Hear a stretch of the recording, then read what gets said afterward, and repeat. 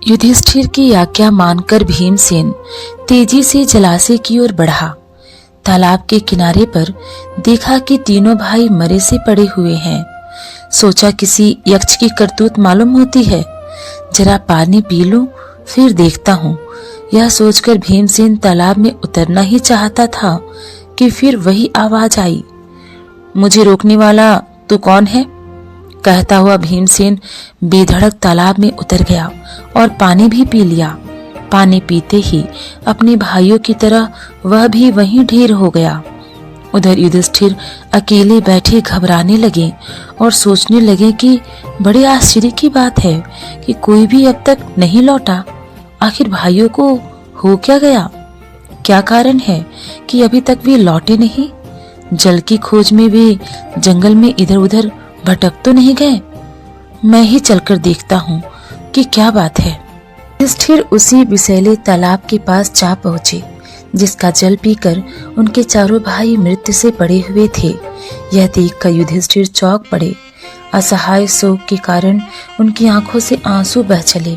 कुछ देर यूं विलाप करने के बाद युधिष्ठिर ने जरा गौर से भाइयों के शरीरों को देखा और अपने आप से कहने लगे, यह कोई माया जाल सा लगता है। आसपास जमीन पर किसी शत्रु के पांव के निशान भी तो नजर नहीं आ रहे। हो सकता है कि यह भी दुर्योधन का ही कोई षड्यंत्र है। संभव है पानी में विष मिला हो। सोचते सोचते युधिष्ठिर भी प्यास से प्रेरित होकर तालाब में उतरने लगे। इतने में वही वाणी सुनाई दी। युधिष्ठिर ने ताड़ लिया कि कोई यक्ष बोल रहा है। उन्होंने बात मान ली और बोले, आप प्रश्न कर सकते हैं। यक्ष ने कई प्रश्न किए जिसके उत्तर युधिष्ठिर ने दिए। प्रश्न कुछ ऐसे थे, मनुष्य का साथ कौन देता है? युधिष्ठिर ने उत्तर दिया, धैर्य ही मनुष्य का साथी होता है। यक्ष ने प्रश्न किया, कौन सा शास्त्र विद्या है जिसका अध्ययन करके मनुष्य बुद्धिमान बनता है? युधिष्ठिर ने उत्तर दिया, कोई भी शास्त्र ऐसा नहीं है। महान लोगों की संगति से ही मनुष्य बुद्धिमान बनता है। यक्ष ने प्रश्न किया, भूमि से भारी चीज क्या है? युधिष्ठिर ने उत्तर दिया, संतान को कोख में धारण करने वाली माता भूमि से भी भारी होती है। आकाश से भी ऊंचा कौन है? युधिष्ठिर ने उत्तर दिया, पिता। यक्ष ने प्रश्न किया, हवा से भी तेज चलने वाला कौन है?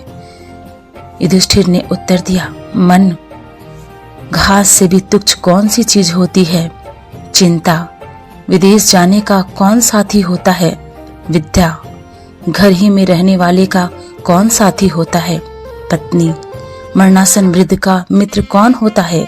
दान, क्योंकि वही मृत्यु के बाद अकेले चलने वाले जीव के साथ साथ चलता है।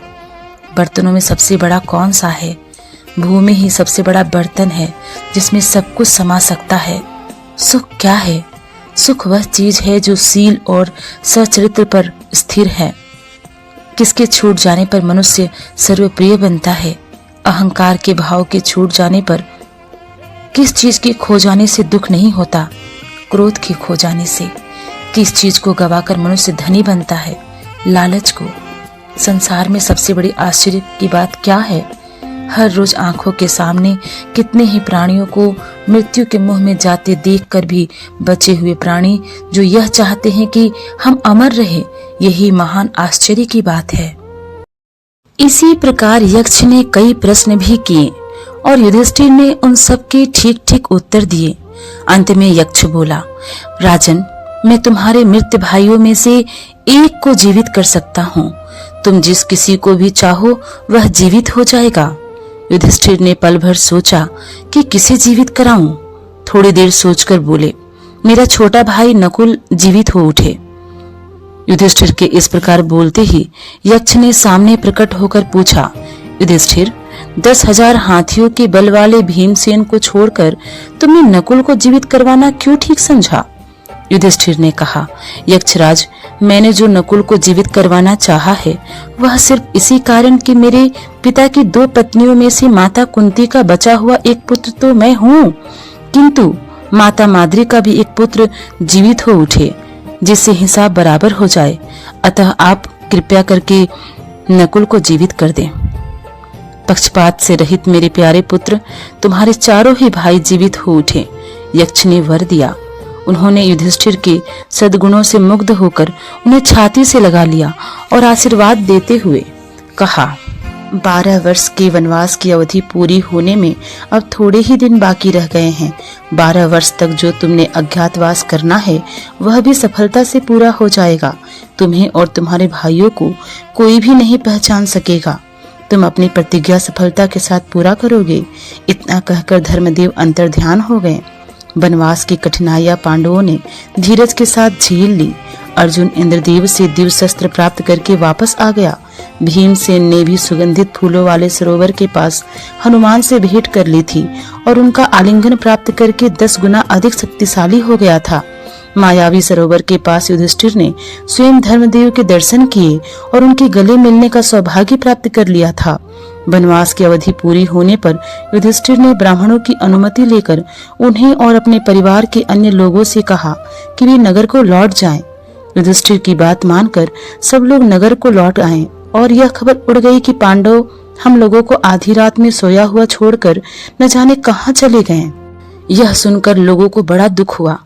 उधर पांडव वन में एकांत स्थान में बैठकर आगे के कार्यक्रम पर सोच विचार करने लगे।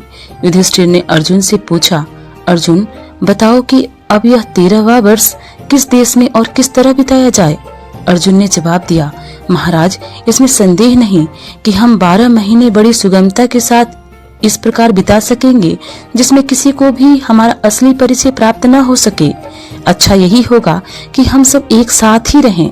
कौरवों के देश के आसपास पांचाल, मत्स्य, विदेह, बाहिल्य, दर्शनाथ, सूरसेन, मगध आदि कितने ही देश हैं। इनमें से आप जिसे पसंद करें वहीं जाकर रह जाएंगे। यदि मुझसे पूछा जाए तो मैं कहूंगा कि मत्स्य देश में जाकर रहना ठीक रहेगा। इस देश के अधीश राजा विराट हैं। विराट नगर बहुत ही सुंदर और समृद्ध है। मेरी तो ऐसी ही राय है। आगे आप जो उचित समझे। युधिष्ठिर ने कहा, मत्स्याधिपति राजा विराट बड़े संपन्न हैं। दुर्योधन की बातों में भी वह आने वाले नहीं हैं। अतः राजा विराट के यहाँ छिपकर रहा जाए।